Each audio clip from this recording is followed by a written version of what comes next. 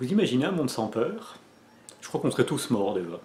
On se serait tous tués en voiture, on aurait tous eu des accidents certainement. Probablement qu'on aurait raté notre scolarité, hein, forcément, si on ne s'inquiète pas pour notre avenir, pour notre vie. Bon, bah, pourquoi on aurait appris, pourquoi on aurait révisé. Je pense qu'on aurait laissé également tous nos enfants se couper, se blesser, avoir aussi des accidents. Donc certainement que l'humanité n'existerait plus s'il n'y avait pas de peur. Donc cette peur, vous voyez, n'est pas du tout une ennemie, quelque chose dont on doit se débarrasser, mais une alliée bienveillante qui veille à notre survie. Ça, c'est une bonne nouvelle, hein. Et encore une fois, c'est comme toutes les émotions. Il n'y a pas d'émotion négative, la peur n'est pas négative, elle est utile. Elle cherche à nous protéger d'un avenir incertain, d'un accident, d'une personne qui pourrait nous faire du mal, d'une situation inconfortable, d'un échec potentiel, d'une douleur, d'une souffrance. Là, cette peur cherche toujours à nous protéger de beaucoup de choses. Alors attention, ce sont des dangers qui sont réels ou imaginaires ou déformés. Par exemple, une phobie des araignées.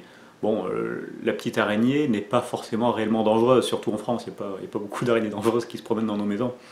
Donc cette peur que l'on peut avoir, effectivement, elle est par rapport à un danger qui est déformé. Mais peu importe, l'intention est positive, l'intention est la protection.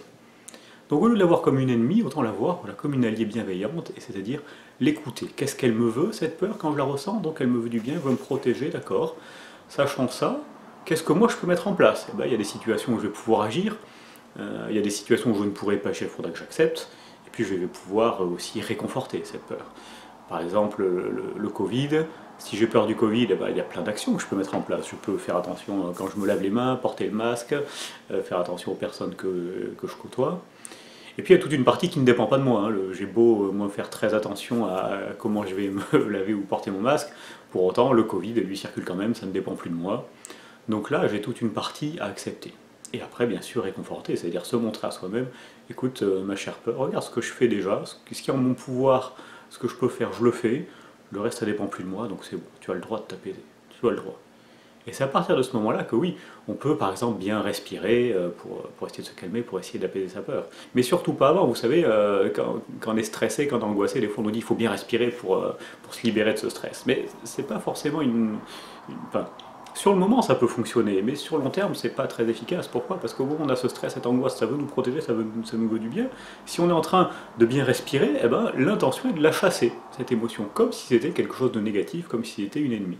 Donc avant de vouloir s'en débarrasser, avant même de chercher à s'en apaiser, il faut d'abord l'écouter. Qu'est-ce que tu me dis? De quoi tu veux me protéger? D'accord, qu'est-ce que je peux faire? Qu'est-ce que je dois accepter? Et une fois que ce travail est fait, alors là, bien sûr, je peux apaiser ma peur. Je peux lui donner le droit à ma peur de s'apaiser. Moi, je peux me donner le droit de m'apaiser. Donc ressentir de la peur, c'est normal, quand quelque chose est soit dangereux, soit important pour nous.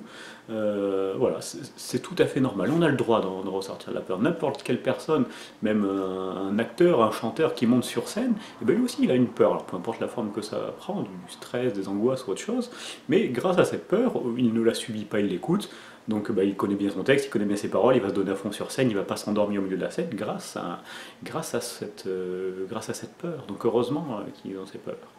Donc on a des peurs, c'est normal d'en avoir, heureusement qu'on en a, on l'écoute, on agit, on accepte, et là à ce moment-là on peut s'apaiser.